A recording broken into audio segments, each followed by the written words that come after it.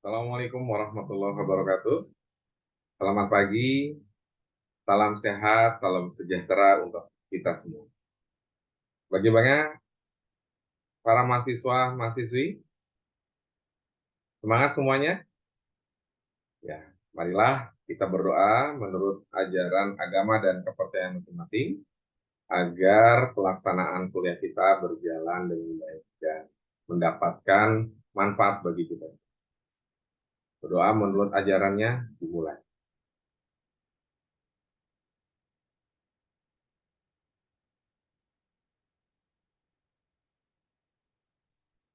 Ya, selesai.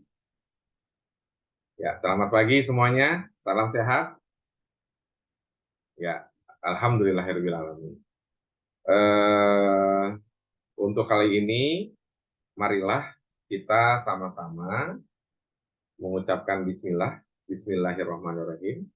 Semoga pelaksanaan pembelajaran mata kuliah dasar perbankan kali ini bermanfaat bagi kita semua. Bismillahirrahmanirrahim. Sebelumnya, nanti Bapak akan memberikan beberapa slide untuk para mahasiswa agar mahasiswa dapat melihat sejauh mana perkembangan, sejauh mana mata kuliah pertemuan awal sampai pertemuan akhir sebelum UTS dan sebelum UAS. Nah, nanti itu nanti saya minta kepada mahasiswa-mahasiswa kita aktif.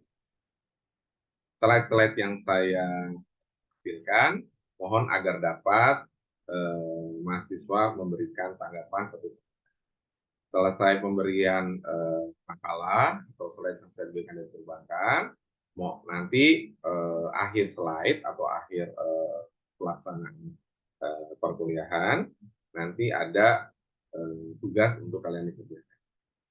Ya, untuk itu saya akan buka dulu slide awalnya.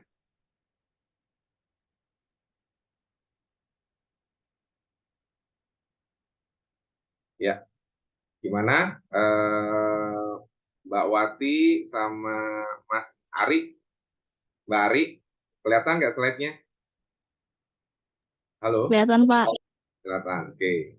Sekarang kita belajar, kita membahas mengenai masalah perbankan.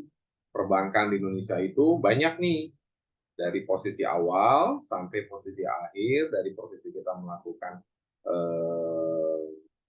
ajuan usulan pembiayaan, kredit sampai sekarang kita adalah melihat dari awal dasar-dasar perbankan, yaitu dari pengantar lembaga keuangan. Kontrak kuliah di sini Bapak akan memberikan kepada kalian bobot penilaian dari mata kuliah ini. Kehadiran adalah 10%, tugas kelompok kuis mingguan 20%, ujian tengah semester 30%, ujian akhir semester adalah 40%. Jadi perkuliahan nilai dari dasar perbankan itu harus mencapai seluruhnya. Kehadiran, tugas kelompok, UTS, dan UAS. Nanti juga ada beberapa ibaratnya Bapak akan memberikan tugas kepada kelompok kepada kalian agar dikerjakan secara bersama. Oke, di sini ada kontrak kuliah. Nah, di sini juga saya memberikan nilai kepada teman-teman kalau nilainya itu adalah skor nilai 0 sampai 45, nilainya 65 sampai 68, B kalian 80 sampai 100, nilainya adalah A, dan sebagainya. Kalian harus tahu berapa nilai-nilai yang akan kalian. Nah, sekarang kita mulai masuk ke posisi deskripsi singkat mengenai mata kuliah yang akan kalian bahas bersama. Oke, mata kuliah dasar perbankan merupakan mata kuliah yang membahas konsep dasar lembaga keuangan, khususnya bank dan lembaga pengawas, pengelola bank, dan produk-produk bank. Jadi, mata kuliah dasar perbankan itu banyak ya. Ada lembaga keuangannya, pengawas lembaga pengawasannya, pengelolaan banknya, dan produk-produk bank. Berikutnya, tujuan pembelajaran, mahasiswa diharapkan mampu menjelaskan konsep lembaga keuangan, menjalankan konsep pengelolaan bank, dan menjelaskan produk-produk bank. Berikutnya, bahan bacaan, kalian harus baca nih dari bank, dari Bankit Indonesia. Jadi, tentang memahami bisnis bank, manajemen bank umum oleh Julius R. Latunirgasya, dan Mitra Wacana Lembaga, serta bank lembaga keuangan lainnya oleh Julius R. Latumaresya.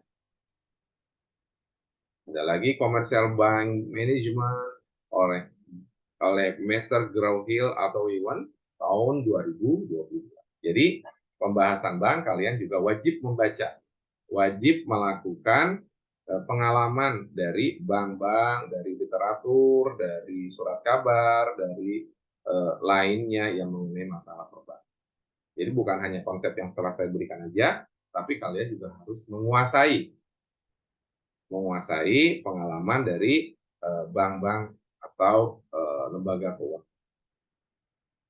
Pengantar lembaga keuangan yang pertama adalah kita membahas mahasiswa diharapkan mampu menjelaskan konsep uang, menjelaskan pengertian dan klarifikasi lembaga keuangan, menjelaskan stabilitas keuangan, stabilitas moneter, menjelaskan peran dan kedudukan bank sentral dan otoritas jasa keuangan. Gimana Mbak Wati? Masih on? Masih jelas suara saya?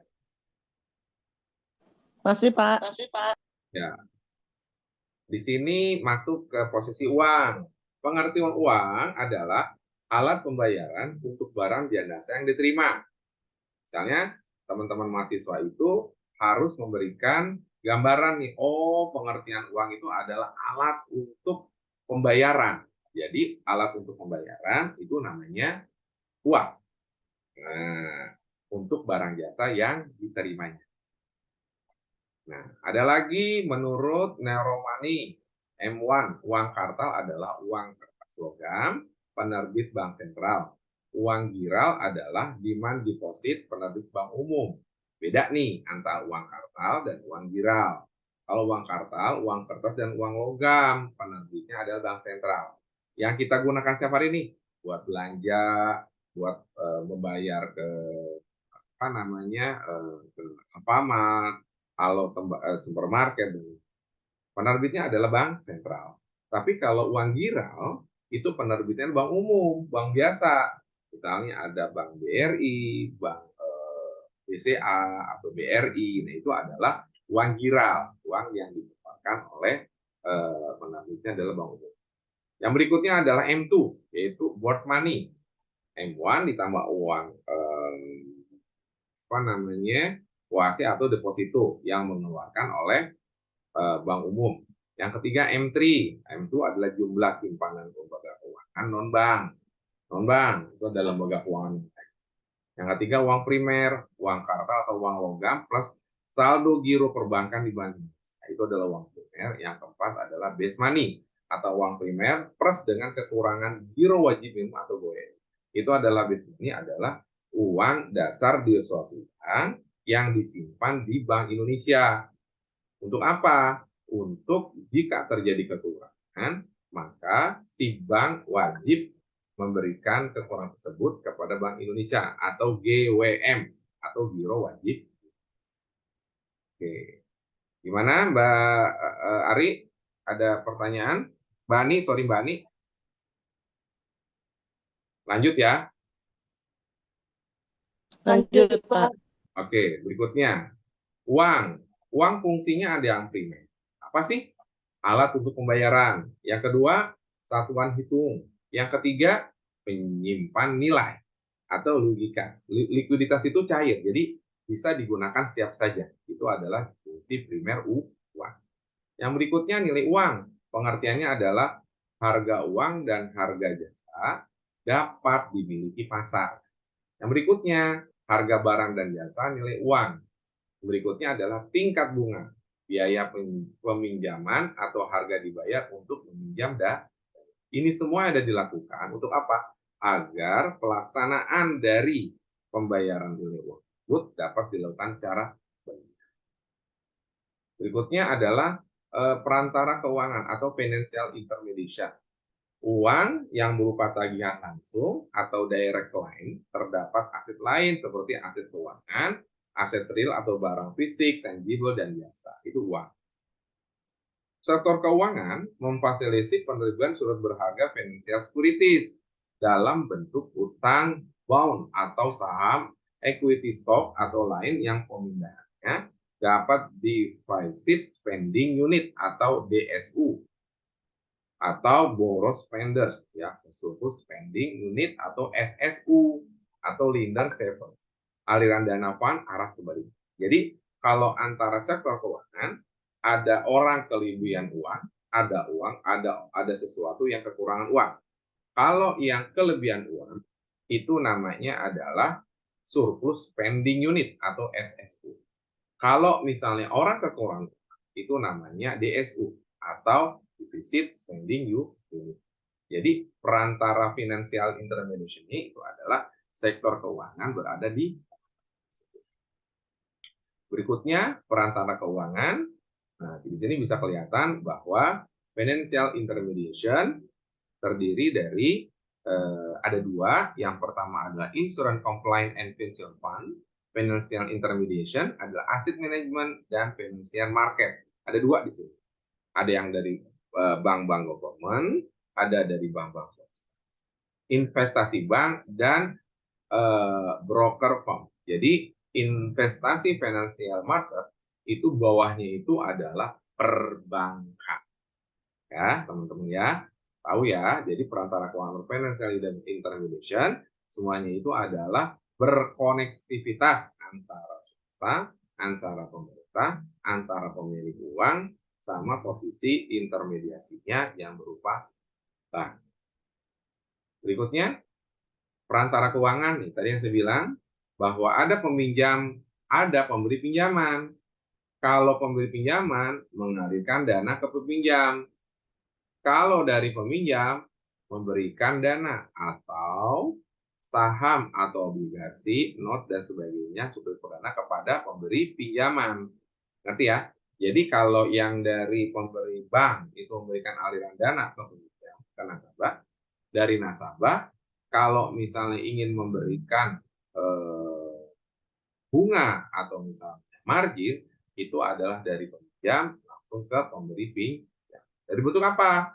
Saham, obligasi, notes, dan lain. Atau misalnya kredit perbank itu bisa langsung dari pinjam ke pemberi pinjam. Berikutnya, nah ada lagi di sini adalah perantara keuangan atau financial intermediation, pembiayaan setengah langsung. Ini adalah kalau kita bermain dengan posisi pinjaman unit atau defisit dengan pemberi adalah pemberi pinjaman atau disebut dengan unit. Jadi antara sekuritas dengan sekuritas lain, antara aliran dana dan hasil penjualan sekuritas yang kurang masuk ke posisi pinjam dan memberikan pinjam. Oke, kira-kira ada pertanyaan nggak, Mbak Ani atau Mas Budi atau siapa nih? Ayo, ada pertanyaan nggak? Halo, Tidak, Pak. terus ya, masih itu ya, masih fokus ya. Oke, terus di sini adalah perantara keuangan atau financial intermediation, efisien alokasi alokatif efisiensi, surat berharga yang diterbitkan dengan tepat dipindahkan dari SU ke SSU yang benar dan berharga. Jadi dari defisit subunit ke surplus value. Jadi kelihatan di sini adalah efisiensi lokasi yang akan dibutuhkan orang yang akan pinjam dan orang akan yang surplus mengenai dana. Yang berikutnya adalah efisien operasional efisiensi, besaran aliran dana dari SSU atau surplus survei unit ke DSU atau defisit survei unit. Berikutnya adalah lembaga keuangan finansial mediation institution. Badan yang kegiatannya dalam bidang keuangan melakukan perhimpunan pengendana kepada masyarakat, terutama pada investasi perusahaan. SK Menteri Keuangan RI nomor 792 tahun. Yang berikutnya, lembaga yang melancarkan pertukaran barang dan jasa dengan menggunakan uang atau kredit dan membantu menyalurkan tabungan masyarakat kepada yang membutuhkan pembiayaan untuk investasi. Itu Wijaya Hadiwijaya tahun 11. Berikutnya, badan usaha yang kekayaannya terkumpul bentuk aset keuangan dan aset dan tagihan klaim dibandingkan dengan aset non keuangan non financial asset. Itu salah satu hanyalah lembaga keuangan atau financial intermediation institution. Berikutnya, nih ada nih fungsi lembaga keuangan. Nah, dari sini ada beberapa fungsi lembaga keuangan. Yang pertama adalah tabungan, manajemen kas, pembayaran, kredit, investasi, perantara, penjaminan, dan asuransi. Semuanya itu adalah fungsi lembaga keuangan yang harus kita percayai. Trust-nya itu kepada orang-orang yang akan meminjam, yang akan menabung. Itu adalah fungsi lembaga keuangan. Nah, ini adalah spesifikasi lembaga keuangan. Lembaga keuangan bagi dua. Yang pertama, lembaga keuangan dengan lembaga keuangan lainnya. Lembaga keuangan, bank ada 3 lembaga. Bank sentral, bank umum, dan B. Coba Mbak Budi, Mas Budi, bank umum di daerah kamu ada bank apa namanya? Halo, ada bank apa di Ada Mbak Ani, Mbak Ani? BRI, Oh, BRI ada. Di tempat kamu gede nggak bank BM, BRI-nya? enggak, kantor kas, Pak. Oh, kantor kas. Oh, gitu. Terus selain Bank BRI apa lagi? Ada BCA, Oh, BCA. Kalau BCA itu adalah swasta. Kalau BRI itu adalah BUMN yang punya. Oke, makasih Mbak Ani. Terus kita masuk nih lembaga keuangan lainnya. Pasar modal, pasar uang dan falas, koperasi simpan pinjam, pegadaian, leasing, asuransi, pajak piutang, modal ventura, dan dana pensiun. Ini salah satunya adalah lembaga keuangan yang sangat-sangat memberikan faedahnya kepada masyarakat dalam transaksi keuangan. Oke ya, nggak ada pertanyaan lagi ya. Kalau coba Budi, di tempat kamu ada apa pegadaian ada nggak? Halo, pegadaian ada nggak? Coba Mas Budi atau Mbak Ani tadi, pegadaian ada nggak? ada, Pak. Oh, ada. Nanti kalau kamu fungsi pegadaian apa sih? Nah, ada lagi tuh. Ya, fungsi pegadaian. Pegadaian itu adalah salah satu lembaga keuangan lainnya dari lembaga keuangan. Jadi orang ada menggadaikan barang jaminan. Ya, nanti orang tersebut akan mendapatkan dana atau akan mendapatkan kucuran kredit dana dari pegadaian. Oke, ngerti ya teman-teman ya? Halo, ngerti ya?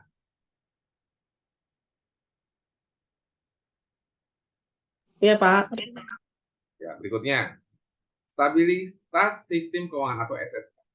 Pengertian SSK adalah yang dari Skinasi tahun 2006, kondisi keuangan, yaitu alokasi sumber daya dari deposan ke investor dari waktu-waktu alokasi ekonomi dengan efisien. Resiko keuangan teridentifikasi dan berkelola. Gejala sekitar keuangan dan ekonomi terserap dengan. Jadi, stabilitas keuangan, stabilitas sistem keuangan suatu negara itu sangat-sangat dipegang teguh oleh Bank Sentral atau Bank Indonesia. Nah, di sini nih, lembaga keuangan Bank Sentral megang banget nih, apa? Stabilitas sistem keuangan. Oke. Faktor pendukung SSK adalah lingkungan ekonomi makro stabil, lembaga keuangan berkelola dengan baik, pengawasan lembaga keuangan efektif, dan sistem pembayaran yang aman dan adil. Ya. Berikutnya, stabilitas sistem keuangan pihak-pihak penanggung jawab SSK adalah otoritas keuangan dari pemerintah, bank sentral, lembaga penjamin simpanan, dan lain-lain. Terus pelaku keuangan, bank, pasar, modal, dan LKBB. Berikutnya ada publik, khusus pengguna jasa lembaga keuangan. Jadi pihak-pihak yang bertanggung jawab terhadap SSK, stabilitas sistem keuangan suatu negara adalah otoritas keuangan dari bank sentral, penjamin simpanan, pelaku keuangan dari bank, pasar modal, dan lain-lain, publik, khususnya pengguna jasa ke. Berikutnya, stabilitas sistem keuangan, fungsi dan tugasnya adalah menganalisa sistem risiko dan memberikan rekomendasi pemelihara stabilitas keuangan. Ada nilai risiko eksogen, yaitu dengan memberikan risiko di luar sektor keuangan dan risiko endogen di dalam sektor keuangan. Pendekatan monitoring atau pengawasan adalah mikro prudensial dan mikro prudensial, ada mikro dan jadi saling berkesinambungan atau saling berkaitan satu sama lain agar proses pengawasan yang sangat hati-hati antara mikro dan. Berikutnya, stabilitas sistem keuangan dibagi dua, mikro prudensial dan makro prudensial. Tujuannya apa? Tujuan akhirnya apa, komisi kontrolnya apa, prudensial apa, risikonya apa, lembaga pelaksananya antara. Kalau makro prudensial itu adalah bank ya, kalau mikro prudensial adalah atau otoritas jasa keuangan. Next. Oke, sekarang masuk ke BI ini atau Bank Indonesia atau bank sentral. Suatu negara itu pasti punya bank sentral karena salah satunya adalah suatu lembaga negara independen dengan kedudukan khusus dalam ketenagaraan, tidak sejajar dengan DPR, namun berada di luar pemerintah dalam Undang-Undang 3 tahun 2000. Semuanya tuh, setiap negara pasti punya bank sentral atau bank sentral di suatu negara, misalnya Bank Indonesia, Bank Sentral of Hong Kong, Bank Sentral of Singapura, Bank Sentral of Tokyo, dan semua itu adalah bank-bank sentral untuk menjaga kestabilan dan operasional perbankan di dalam negeri ya, internal dan eksternal yang berhubungan langsung dengan negara-negara lain dalam transaksi perbankan. Berikutnya, organisasi Bank Indonesia dipimpin oleh Dewan Gubernur yang terdiri atas seorang gubernur sebagai pimpinan atasnya, yang kedua seorang bupati senior gubernur, yang ketiga 4 sampai 7 deputi gubernur, yang keempat satu kantor pusat moneter perbankan, sisi pembayaran, manajemen, yang kelima 14 kantor pusat Bank Indonesia, yang keempat adalah 4 kantor perwakilan. Jadi 14 kantor pusat Bank Indonesia itu ada di daerah Aceh, Medan, Sumatera, misalnya seperti itu. Jawa, Jakarta, Surabaya, Semarang, dan di mana lagi di Kalimantan. Itu adalah perwakilan atau 14 kantor pusat Bank Indonesia. Itu tersebar di mana-mana untuk memfasilitasi transaksi bank-bank transaksi bank di suatu daerah-daerah di Indonesia. Tetap sentralnya adalah di Berikutnya, tugas utama itu menetapkan dan melakukan kebijakan moneter. Yang berikutnya mengatur kebijakan kelancaran sistem pembayaran. Yang berikutnya mengatur dan mengawasi bank bersama dengan OJK.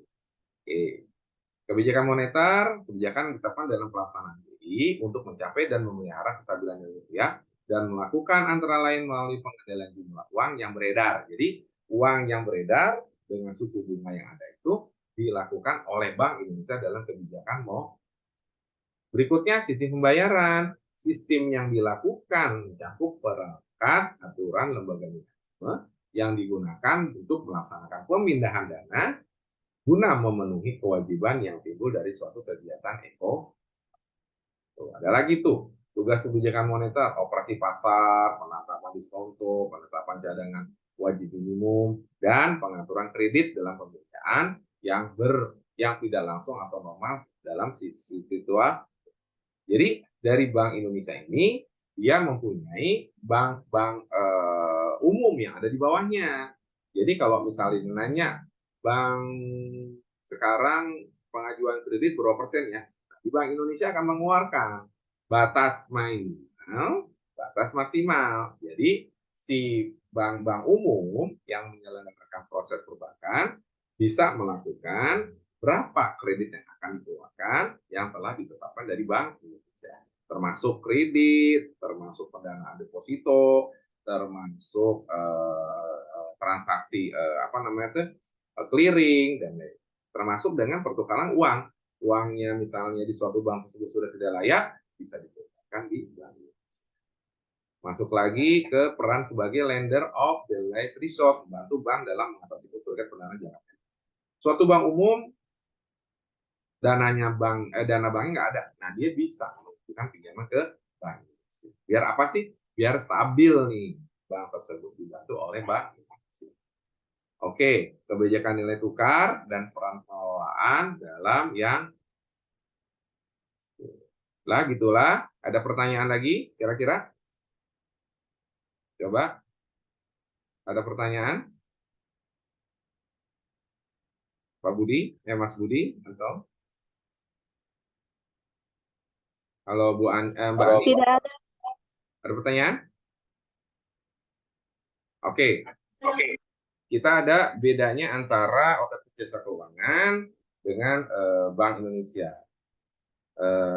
Lembaga independen dengan punya fungsi tugas dan wewenang pengaturan dari undang-undang. Terus kalau lembaga simpanan LPS menjamin simpanan nasabah agar bisa dijaminkan di bank. Jadi kita sebagai nasabah nggak takut kalau uang kita hilang di suatu bank.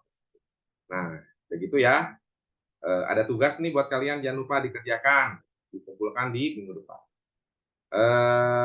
Oke, itulah dari saya. Ada pertanyaan? Mohon maaf. Ada pertanyaan dari Mas Budi atau Mbak Ani? Tanya Pak, Ya, boleh, silakan. kalau Bank Indonesia itu fungsinya seperti apa ya Pak dalam moneter? Oh, fungsi Bank Indonesia dalam moneter. Menjaga kestabilan nilai mata uang di suatu negara tersebut agar tidak rendah sekali atau tidak tinggi sekali, dan tidak banyaknya uang di suatu negara tersebut banyak keluar akibat banyak yang dicetak. Itu yang menyebabkan fungsi dari Bank Indonesia. Jadi melihat tuh uang suatu negara tersebut yang dikeluarkan dari Bank Indonesia cukup nggak, sesuai dengan jaminan, sesuai dengan masyarakat pengguna. Karena kalau misalnya masyarakat pengguna lebih banyak mengeluarkan uang yang dicetak sama Bank Indonesia, maka akan terjadinya inflasi. Nah, fungsinya itu adalah menjaga kestabilitasan nilai mata uang suatu negara tersebut agar stabil, normal kembali. Ya, ada lagi pertanyaan? Paham, Mbak Ani? Ya, makasih Pak. Oke. Sudah, kelihatannya cukup dari Bapak pertemuan kali ini. Mohon agar teman-teman dapat buat tugas yang saya berikan di slide terakhir, dikumpulkannya minggu depan, dan jangan lupa kalian tetap belajar, tetap semangat. Apa yang saya lakukan di sini adalah hanya sebatas pengetahuan literasi, tapi di luarnya kalian harus mencari lagi ilmu-ilmu yang banyak. Itulah dari saya, mohon maaf atas segala kelebihan dan kekurangannya. Tetap semangat, tetap ke depan, ya, jangan takut. Insya Allah minggu depan kita berlanjut dengan topik berikut. Itulah dari saya. Assalamualaikum warahmatullahi wabarakatuh. Selamat pagi. Waalaikumsalam warahmatullahi wabarakatuh. Terima kasih Pak, mohon izin Ya, live. ya, semangat ya.